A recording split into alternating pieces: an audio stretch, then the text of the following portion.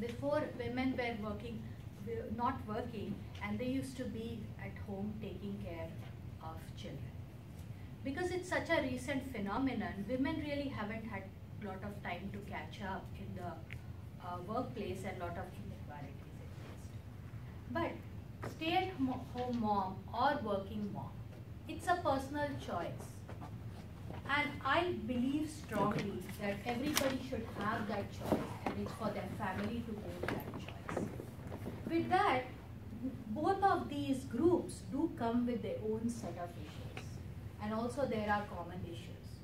Rearing of children is become quite difficult, easier in the sense that you have help, but difficult in the sense there are a lot of social phenomenon happening around it, media, etc., that make it harder for you to protect and make your children understand values or traditions, because there's so much more exposure outside. So with that, let's start with our introductions first, and then we'll move on to some questions. Jasmine, if you would introduce yourself. Good morning all, I'm Jasmine. I joined Toastmaster about a year and a half ago, and I'm mom of beautiful 2 girls, and I am stay-at-home mom. Thank you, Jasmine.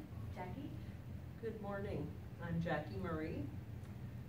I was both a stay-at-home mom for many years, and then I became a working mom, so I can really speak from both sides. I've raised 3 children. I am still gainfully employed, and I joined Toastmasters a little over 2 years ago. Still trying to figure out why, but I love being here, and I love the new family I have every Saturday morning. Thank you. Penny. Hi, I'm Penny Arneson, and I'm predominantly a stay-at-home mom. I say predominantly because I do volunteer for a lot of organizations. However, those are not paid positions. Last time I had a paid position was years ago. I worked as a nurse, and I took a little bit of time off and went back, and time off and went back. Each child that I had, I have 7 children now. And about the time that I had about 5 children, I decided that going back to work even part-time was an impossibility. So I can kind of speak from both sides, but mostly I'll be speaking from the position of being a stay-at-home mom. Thank you, Penny. So my first question goes to Jasmine. Jasmine, I really love your endearing spirit and your candid opinion. And I did hear from you that you were planning on being a teacher, and then for your children you stayed at home. So could you speak a little bit to that?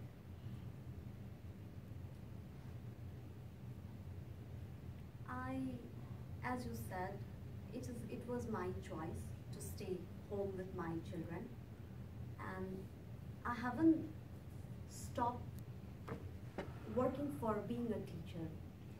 While staying home, I finished my studies, and coming to Toastmaster every Saturday, it also, I would say, process to take my career ahead. It gives me confidence. My confidence level is increasing. I'm socializing with new people, and also, as Jackie and Penny said, this has been a part of my family where I feel more comfortable. Yeah, and I'm not just staying home with my kids, I'm also learning new things with them. That's a great insight into it. There are times in my life where I feel like, I'm learning a lot from my daughter. In fact, I wrote even a poem on it. Maybe some other day I would read out the poem to you. Next question is to Penny. Penny, I know you said you have 7 kids. 1 kid, and I'm like, I'm so done. How do you manage that? You know, it is very hectic, I have to admit, especially when they were all little. When they were all little, I had them, let's see, the first 5 were, they're all 2 years apart. So when the older one was about 8, I think it was, then they were all 2 years apart and 8 and under. That was completely crazy. But you know, what you can do for one, you can do for two, and you can do for 3 and 4 and 5. I use that thought logic every time I was packing lunches or doing laundry or doing all those things that, you know, require that they're a little bit more mundane, but you know, it's just like going, you know, if I had to do it once, it took a little more effort to do it twice, 3, 4 times, 5 times. So you have it set like supply chain. if you have a little more of a routine and you just make sure that, you know, that you are keeping on that routine, it goes a lot smoother, of course. But keeping a routine with that many kids is really difficult. So, but I found that I enjoyed it, and I did start an in-home daycare after my 5th born was born.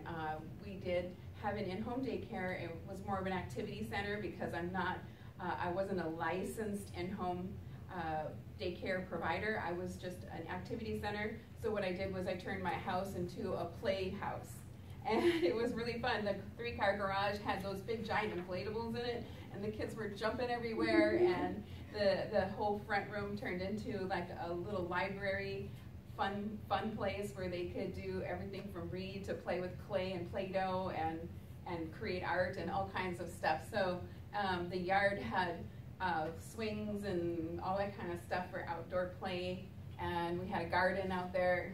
It was a lot of fun. Actually, it was the funnest years of my life. Okay, great. Jackie, I know you've been a working mom, a stay-at-home mom, and a grandmother. So give me a little bit of like contrast between what you see between these roles.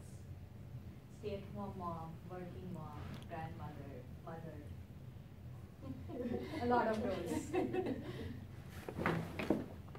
Stay-at-home mom was when my children were younger. My youngest, who is now 35, was in elementary school when I started working part-time. My older son, who's 5 years older than the youngest, in those years, he asked me to be home, which was really precious. He said, "Mom, I need you home," when I started making noise about going to work. Interestingly enough, another 2 years later, out of this sweet little boy's mouth came when I started working, "Well, we wondered when you were going to start pulling your weight."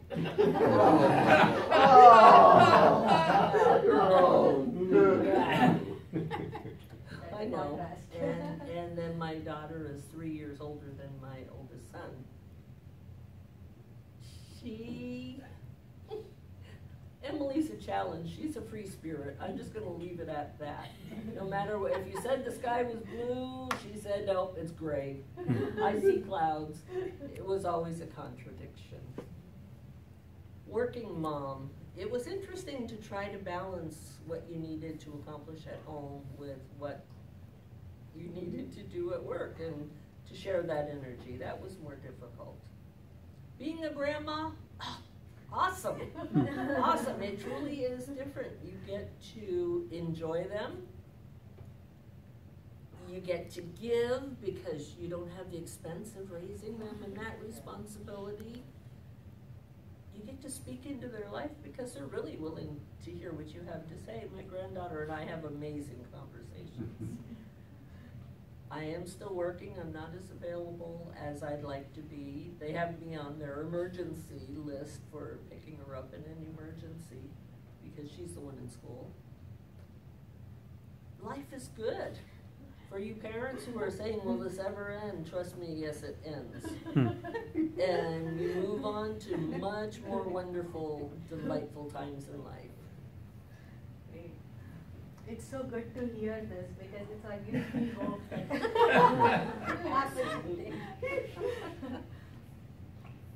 So out of being like a stay-at-home moms, there are always concerns about financially how you would do, because expenses, especially in bigger cities, keeps rising. So that's definitely a concern, and this is why most people end up going to work, most moms also going to work so that they can contribute financially to the family. What's your opinion about this, and how do you guys manage it? You know, it is a matter of priority. That's what it boils down to. Is it important to have a new house? Is it important to have a new car? Is it important to take a vacation to Disneyland? You know, I'm going to say no to every single one of those questions, because when the kids grow up, what are they going to